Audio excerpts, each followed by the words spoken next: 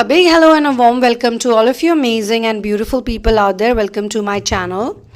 In this channeling session, I'm going to be talking about a healed divine masculine and feminine.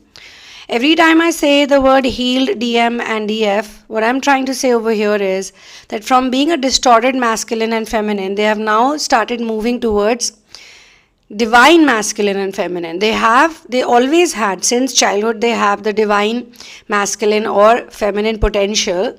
But because of the programming and because of whatever happened before they came to the planet, whether they had karmic baggage or whether they decided to volunteer, in whatever case, this is supposed to be their life, a last life on planet Earth.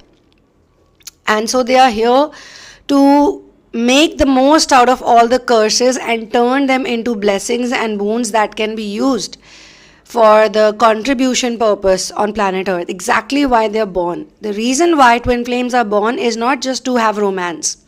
In fact, romantic illusion eventually leads the twin flames to actual unconditional true love. This is the journey for twin flames.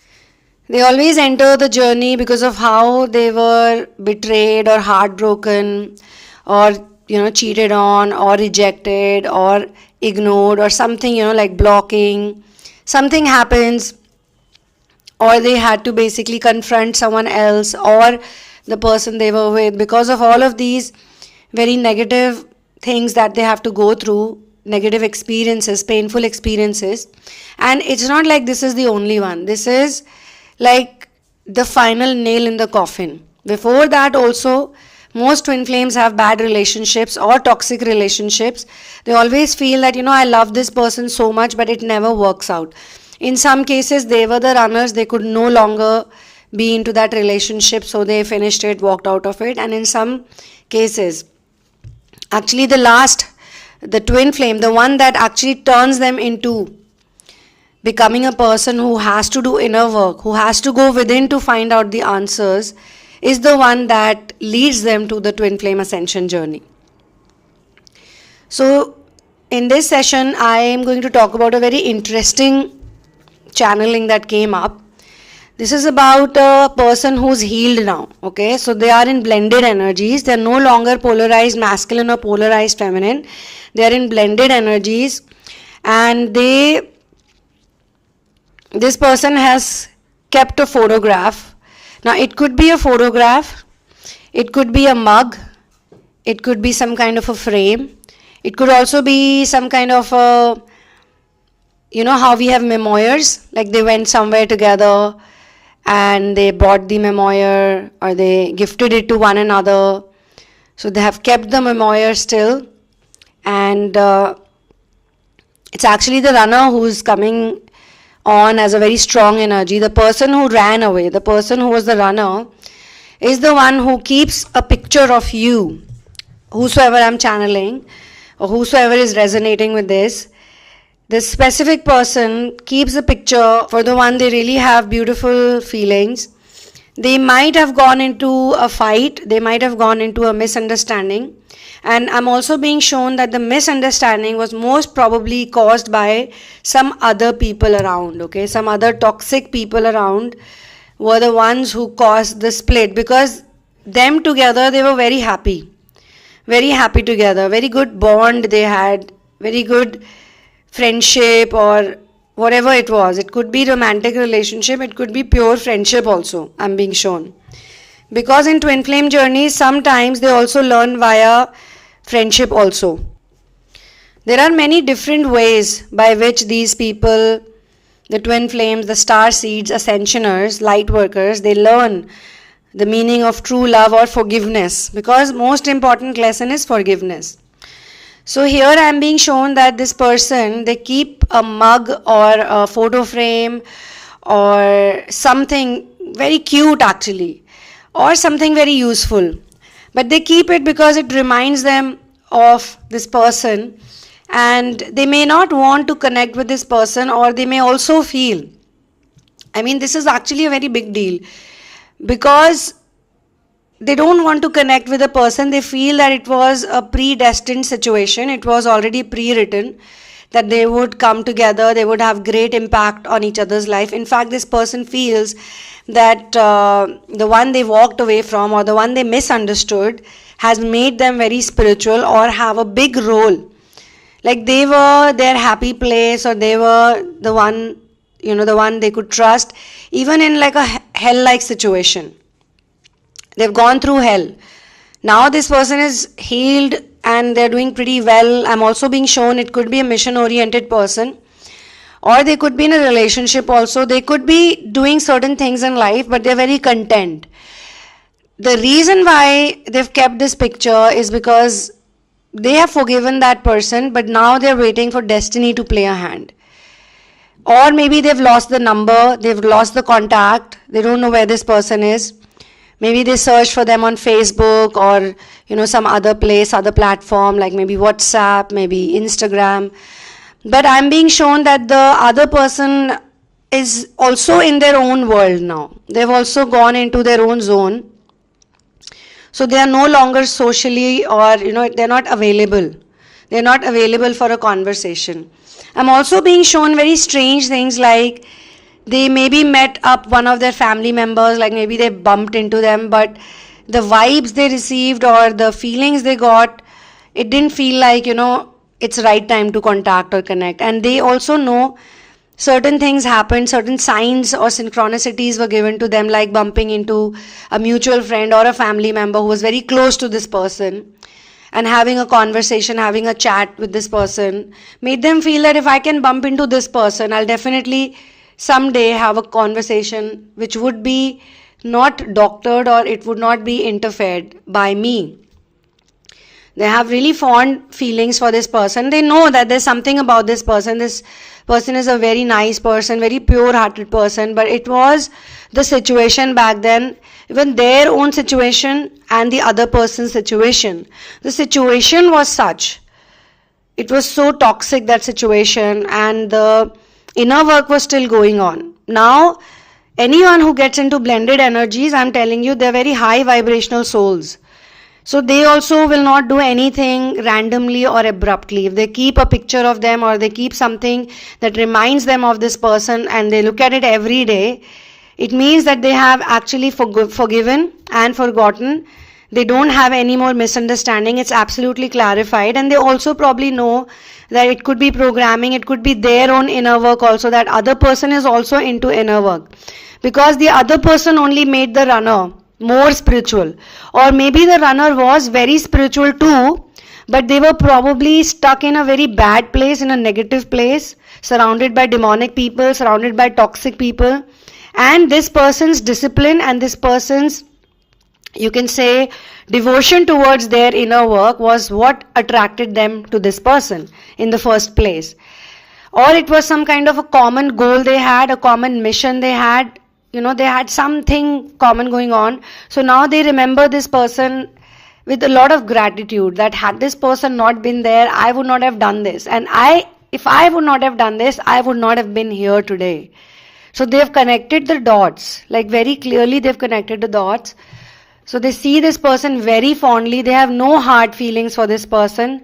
And somehow they know that the other person is also like that. But now, either they accept them as a hand of destiny, that destiny sent this beautiful person in my life, this angelic person, or very inner work, very driven, devoted person. Maybe that time they were both going through similar challenges. Maybe, the other person also took something from the runner, something positive from the runner. Maybe. Very much possible. They might have looked up to this person, because what I'm being shown, that the relationship was very strong at one time. They were really close to each other. They would talk about a lot of things. They would share everything. They would discuss everything. And I'm also being shown that they did go away in between, even before this. There was a time when they also had this whole dynamic where one person was like, I don't want to talk to this person, for whatever XYZ reason. So even the runner, I'm being shown, was not very confident, and the runner was not very happy with the other person's disappearing act, or just, not sharing so much, keeping things to themselves, not being very open. The runner basically feels that just the way God had made them meet, because there was no way that they could have met. These two people were completely like in a different world back then when they had met.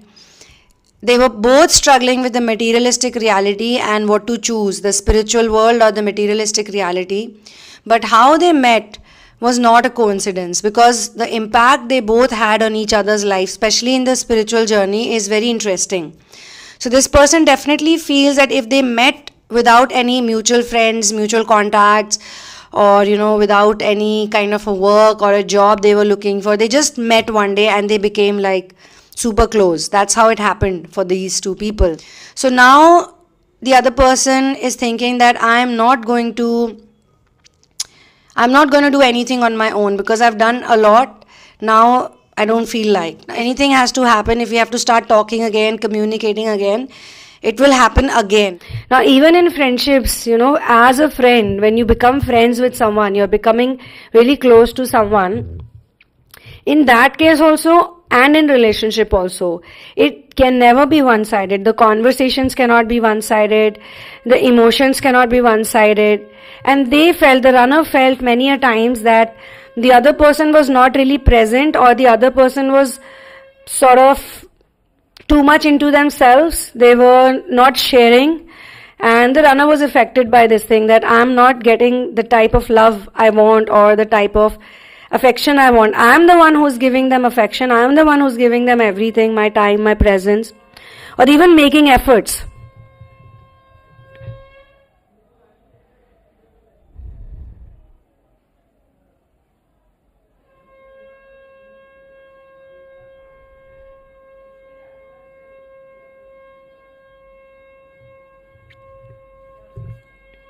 How God takes care of its child or its children is very interesting, because obviously when I rescued this one, the one that you're seeing right now, when I rescued this baby, I had no idea what future has in store. I had no idea, to be honest. But when the other child passed away and I was really like devastated, I was very sad. I don't like to share my pain with anyone, especially when I'm sad. I like to be like in my own world. So at that time, he passed away at 2:33 in the night, and I'd gone to meet him and do all the burial and everything. So this little puppy, who had now recovered a lot, he was so playful and full of gratitude and very loving by that time, because he had healed and he saw that, somebody has taken care of me and somebody helped me out when I was in a bad state. Although he's very mischievous, which is something which I was not expecting. But at that point in time, when I lost such an important, such a special baby, such a special child who was extremely intelligent, he had psychic abilities, he used to pray with me.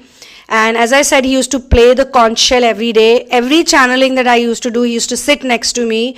He was extremely protective of me. Like, there were so many wonderful qualities that I can just keep on saying. He used to kiss me like 30-40 times in a day. Okay, so that type of a child he was. So losing him was extremely hard. But this new boy, this new puppy, he just started taking care of me, and he would do very mischievous things that would make me get up and run after him. Sometimes he would bring the toilet paper roll. Sometimes he would get some notebook. He would be tearing it apart. Sometimes he would just go and pee somewhere and, just make it dirty. So I would be like, oh my God, I can't even be sad, for 5 minutes because he's making me do all these things. And then suddenly I realized the timing of one going and the other coming. Because as an animal mother, animal lover, I don't go looking out for animals. I always take care of those who come to me automatically, naturally. Like the baby squirrel also, I was in the garden and I saw the dogs were making a lot of noise, the community dogs. So I went to check, and there was this baby squirrel in a very bad condition. So I picked it up. So like this puppy or anyone who comes, just appears in my life while I'm living my life, those are the people or those are the beings that I rescue and take care of if they need me.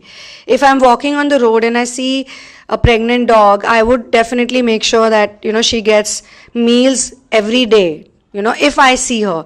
So it has to be in my ecosystem. Because, we also have so many other duties and responsibilities. At the moment, I'm extremely thankful to Masters and Source, because we are feeding over 150 street animals every day. And there was a time when I was in such a bad situation, I don't think I could even afford buying a couple of packets of milk or biscuits. I either had to, that's why I tell people, if someone like me can do this, because once I was into this really horrible dark night of the soul, from which I did not want to get out. But when I got out of it, I didn't feel like doing anything. I didn't want to work. I didn't want to do anything, especially for human beings. If you ask me, I would be like, no.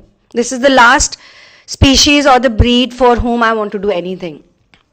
So I literally sat at home doing nothing for almost a year. More than a year, if I am not wrong. Before that, I was still doing something. I was traveling, I was going out, I was meditating, I was even counseling people all over the world. I was meeting a lot of global people. I was counseling, I was doing a lot of work. I was still doing my writing projects, and I was still contemplating some things. Yes, I had started living in a very different way. My lifestyle had changed. It was absolutely spiritual. I was not buying any stupid stuff. I had stopped buying brands. By that time also, it was almost 10 years that I'd stopped buying any brands or anything too fancy.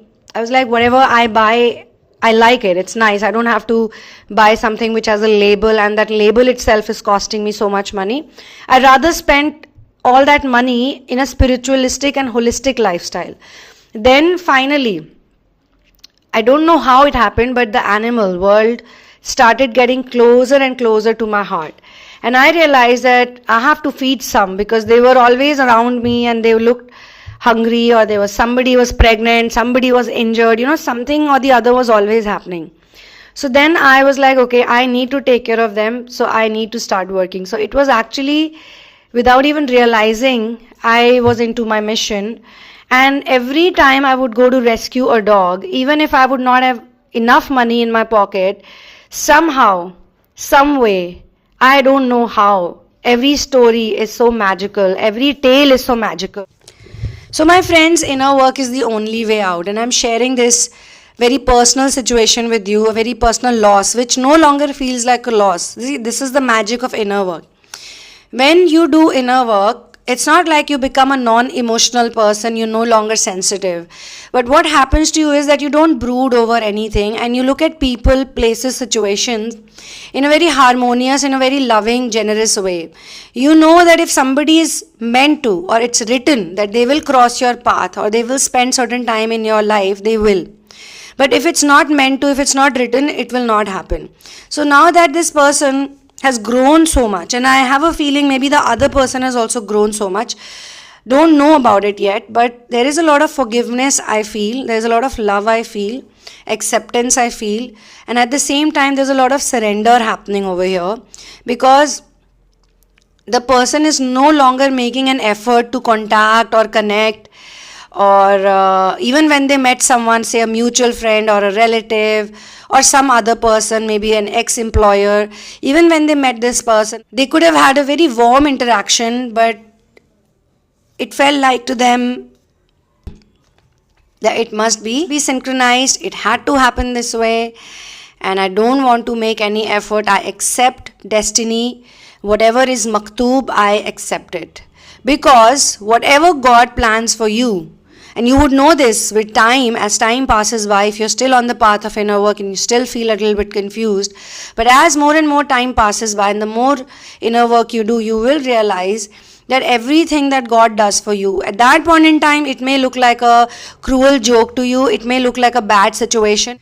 When something bad happens to you, especially separation, now it could be happening because of misunderstanding, it could be happening because of other people's interference, it could be happening because of life and death, it could be happening because of just cheating and betrayal, it could be happening because of certain lies somebody spoke to you, whatever XYZ reason, even financial crisis can lead people to separate. Like a lot of people would think, oh, how's that possible? But yes, certain people who are very career oriented and goal oriented and mission oriented, when they get into a phase of separation, they lose it.